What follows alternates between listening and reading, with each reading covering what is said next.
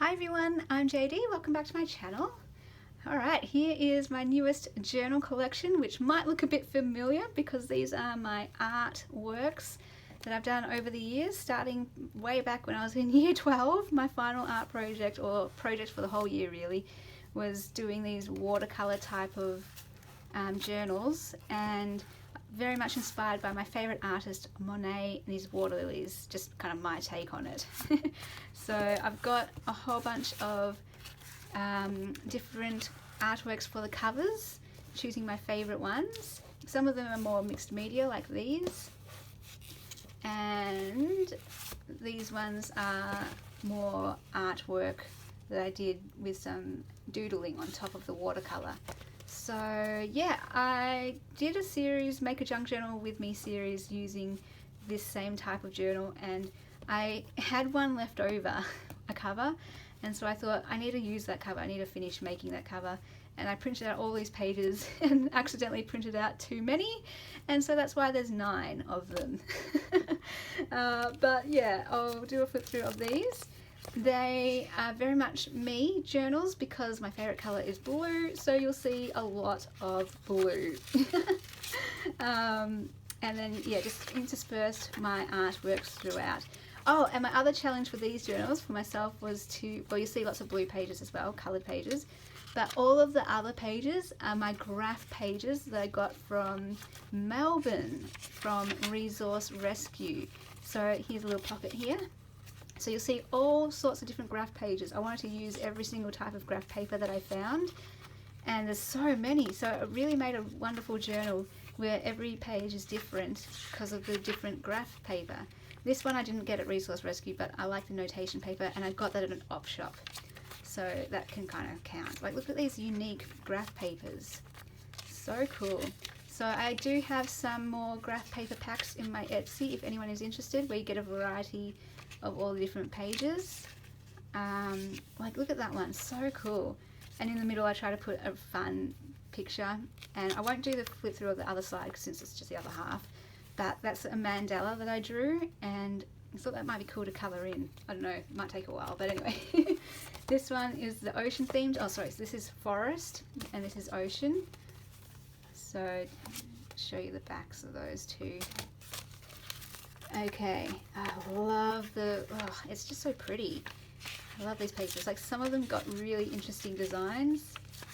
Yeah, and I did all different techniques. Some I did with a spray bottle, some I did with a brush, some I did, like, I used textures like Glad wrap and bubble wrap to make some texture.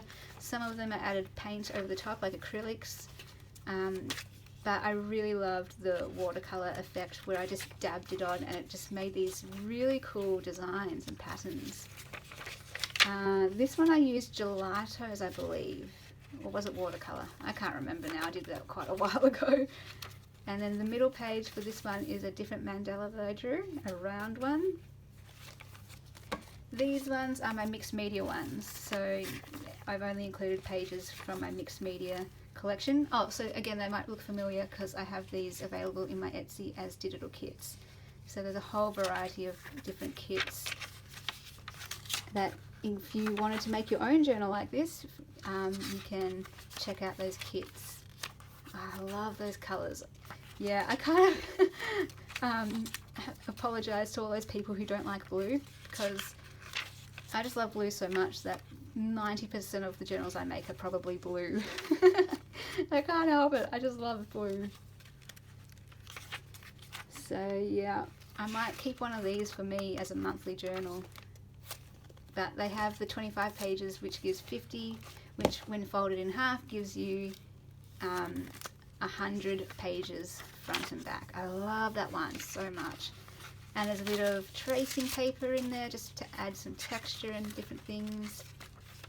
This one's pretty similar to the other mixed media journal. But yeah, I just love all those graph papers. They're so fun, that variety. Love the colours. Yeah, oh, I did some stenciling with those ones, so it looks like it's been embossed or something like that, but I actually just used a doily as my stencil. Good tip if you want to know. Oh, beautiful. A doily.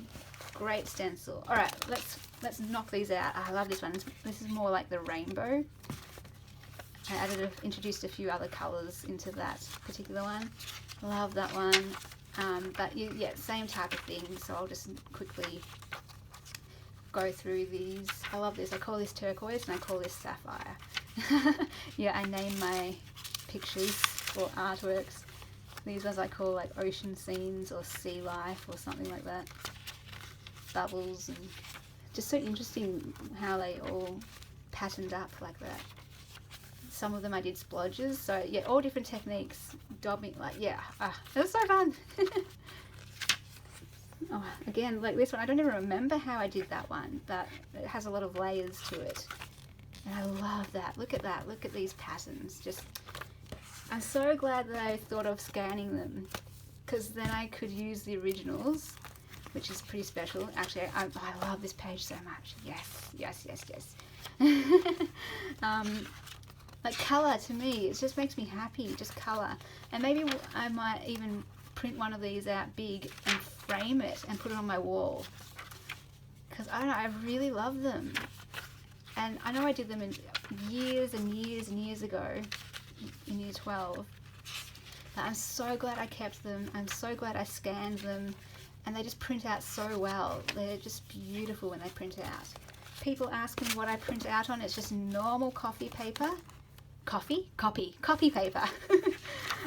But the reason why it looks glossy is because I use a laser printer, a very good laser printer, good quality, sorry. It's my work printer at work.